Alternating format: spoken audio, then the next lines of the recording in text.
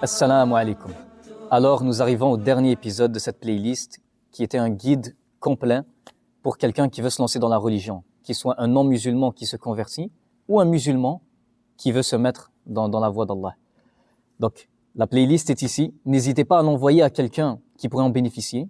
Si tu regardes cet épisode-là mais que tu n'as pas vu certains des épisodes précédents, donc je t'invite à cliquer sur la playlist et de les écouter, Inch'Allah. Mais donc pour rentrer dans le vif du sujet, je vais répondre, Inch'Allah, aux questions les plus fréquentes des gens qui veulent se convertir à l'islam. Question 1. Si je me convertis à l'islam, dois-je changer mon prénom? La réponse, non. Tu peux garder ton nom, même si ce n'est pas un nom à connotation arabe, tu peux le garder, tant que bien évidemment les définitions de ton nom n'est pas blasphématoire, du genre serviteur du Christ ou quelque chose comme ça. Question 2. Comment faire pour me convertir à l'islam? C'est simple.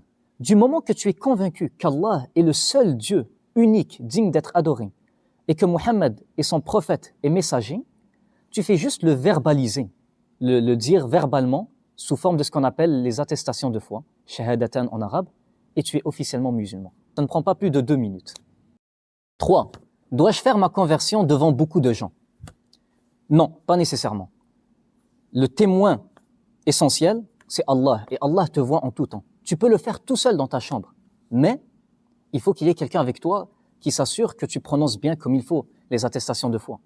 Et le fait de le faire devant des gens, c'est juste pour que la communauté musulmane sache qu'il y a un nouveau membre qui a rejoint sa communauté. Ainsi, si tu as besoin de quelque chose, ils seront là pour t'aider. Donc, c'est juste pour un certain intérêt qui pourrait être bénéfique dans ta vie, mais ce n'est pas une condition. Si tu es trop timide, trop gêné, tu peux le faire seulement devant un imam ou, comme j'ai dit, seul. 4. J'ai encore des mauvaises habitudes de mon passé. Est-ce que je peux quand même me convertir à l'islam? Oui, l'islam n'est pas une religion faite seulement pour les gens qui sont parfaits. Parce qu'en fait, personne n'est parfait. L'islam est une religion pour tout le monde.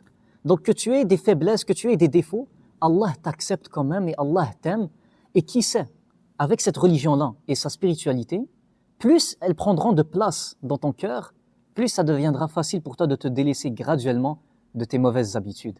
Donc ne t'en fais pas, tu as des bonnes intentions, tu es convaincu que l'islam est vrai, lance-toi et tu vas voir que le changement va se faire graduellement, Inch'Allah, dans ta vie. 5. J'avais l'intention de me convertir, mais je commence à avoir peur, je commence à me rétracter un petit peu. C'est normal, c'est une grande étape dans ta vie, tu vas franchir un grand pas, c'est normal d'avoir quelques doutes, de commencer à être stressé, d'avoir un peu peur. C'est le cas pour chaque grande décision qu'on va prendre dans notre vie. Mais il faut être fort et aller à fond, aller droit au but, parce que avec cette logique-là, on ne va jamais réussir à accomplir quoi que ce soit de gros dans notre vie si on s'arrête dès qu'on commence à douter ou on commence à avoir peur. C'est normal, c'est la sensation que tu es supposé ressentir avant de franchir un grand pas. Mais tu vas voir qu'une fois que ce grand pas sera franchi, alhamdoulilah, tu seras soulagé. Donc, ne laisse pas le shaitan, parce que il ne faut pas négliger son rôle dans tout ça. Le diable sait que, en te convertissant à l'islam, en 2 minutes, tu t'apprêtes à détruire tout ce qu'il a cherché à bâtir en toi depuis des années. Parce que celui qui se convertit à l'islam, tous ses péchés et ses erreurs du passé sont pardonnés. Il sait que tu t'apprêtes à détruire tout ce qu'il a bâti sur toi. Donc il va tout faire pour mettre des peurs et des doutes dans ton cœur. Ne les écoute pas et va de l'avant, mon frère ou ma sœur. 6. Je veux me convertir à l'islam, mais ma famille est islamophobe. Je fais comment? Tout d'abord, ta famille n'est pas obligée de savoir que tu es musulman. Si tu sens que ta conversion va causer trop de problèmes dans la famille ou dans ton foyer, tu peux garder l'islam dans ton cœur. Ils ne peuvent pas accéder à ton cœur. Si tu dois faire certains compromis dans tes pratiques, c'est-à-dire par exemple manger halal, ou faire tes 5 prières, ou porter le hijab, ou peu importe, si pratiquer certaines règles de l'islam va faire que ta famille saura que tu es musulman et ça va te causer des problèmes, c'est correct si, pour l'instant, tu fais des compromis dans ta religion et tu ne pratiques pas ces règles-là et Allah sera pardonneur et miséricordieux. Ça, c'est la générosité d'Allah. Il sait que tu ne fais pas ces compromis-là par mauvaise intention. C'est juste pour éviter un mal plus grand dans ton foyer. Et dès que ton contexte te permettra de pratiquer l'islam comme tu le veux, là, tu peux reprendre les pratiques que tu étais supposé avoir depuis ta conversion, Inch'Allah. Deuxièmement, je te conseille de lire les histoires des prophètes. Pourquoi?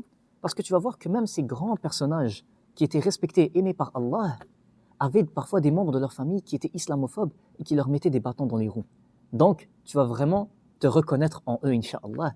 Donc, lis leurs histoires. Et bonus, si jamais ta famille finit par l'apprendre, peut-être qu'au début, oui, ce sera un gros choc.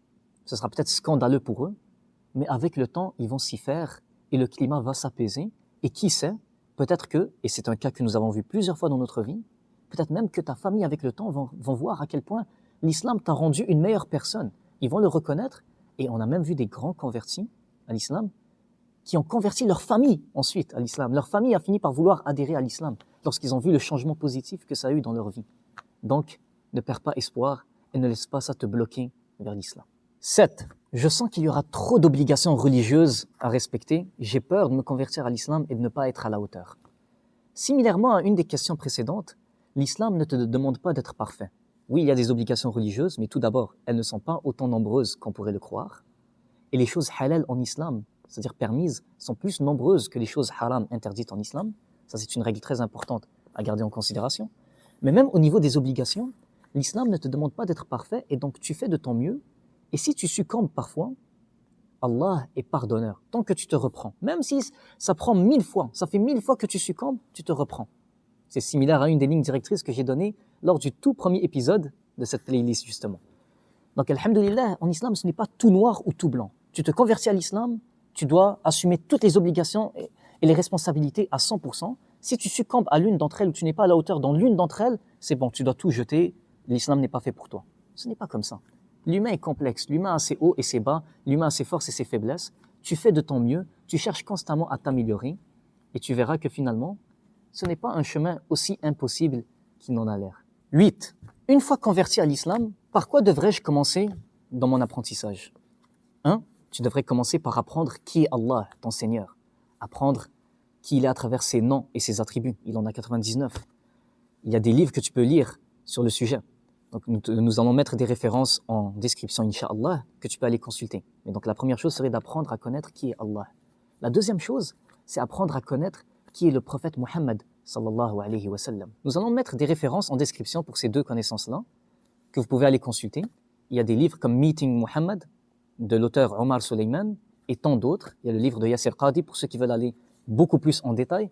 Bref, il y a plusieurs références, mais donc, commencez par connaître qui est Allah et qui est son messager, sallallahu alayhi wa sallam. Ensuite de ça, apprendre comment faire tes obligations religieuses, c'est-à-dire comment faire tes prières, c'est quoi les règles du jeûne, c'est quoi qui annule ton jeûne du ramadan. Donc juste pour pouvoir faire tes responsabilités, tes obligations religieuses. Et une fois que tu as fait tout ça, donc tu as appris à connaître qui est Allah, tu as appris à connaître le prophète Mohammed sallallahu alayhi wa sallam, les événements marquants de sa vie, qui il était, etc., que tu sais maintenant comment prier, comment faire le ramadan et tes obligations religieuses, ensuite, tu peux choisir d'apprendre ce que tu veux dans l'ordre que tu veux parmi les connaissances qui restent à découvrir en islam. Question bonus, pourquoi devrais-je me convertir à l'islam? Parce que si tu veux suivre le chemin de tous les prophètes et de tous les messagers à travers l'histoire, suis l'islam. Tu verras que tous les prophètes, ils ont existé à des époques différentes, dans des lieux géographiques différents, et malgré tout ça, comme par hasard, ils ont toujours prêché le même message, d'adorer un seul Dieu et de lui être soumis. Par définition, ça c'est le message de l'islam. Le prophète Mohammed sallallahu alayhi wa sallam, qui est notre guide, notre prophète et notre messager, a été prophétisé dans des textes anciens. Et même aujourd'hui, nous avons plusieurs témoignages de gens qui ne sont même pas musulmans, tels que Georges Bernard Shaw, gagnant d'un prix Nobel, tels que Michael Hart, un historien chrétien américain, tels que Gustave Le Bon, un grand écrivain français, et tant d'autres intellectuels qui ne sont même pas musulmans, qui ont reconnu la grandeur de cet homme-là et qui l'ont vraiment qualifié du modèle parfait à avoir pour un être humain. Donc si tu veux suivre un mode de vie qui va te guider dans chaque aspect de ta vie, qui est un mélange réaliste entre des arguments intellectuels et des arguments émotionnels pour savoir que tu es à ta bonne place, que tu es encadré spirituellement, une religion où tout ce qui est mauvais pour toi est interdit, alhamdoulilah, et tout ce qui est bon pour toi est ordonné par Allah, je te recommande la magnifique religion de l'islam. Donc voilà, c'est la fin de cette belle playlist qui avait pour but de vous accompagner. Comme j'ai dit, que tu sois déjà musulman ou quelqu'un qui aimerait se convertir à l'islam, cette playlist était pour toi. Envoie-la aussi à d'autres personnes pour qu'ils puissent en bénéficier. Sache que nous sommes toujours là pour répondre à tes questions si tu en as, à travers la page AJMM officielle, que ce soit sur Instagram ou sur TikTok. Tu peux nous joindre. Ne sois pas gêné, nous sommes tes frères, nous sommes là pour t'aider. Donc, barakallahu fikum. Ne nous oubliez pas dans vos du'as. Assalamu alaikum wa rahmatullahi wa barakatuh. سبيل الدموع سبيل مريح، تنهدى يا صاحي كي تستريح، وبث الدعاء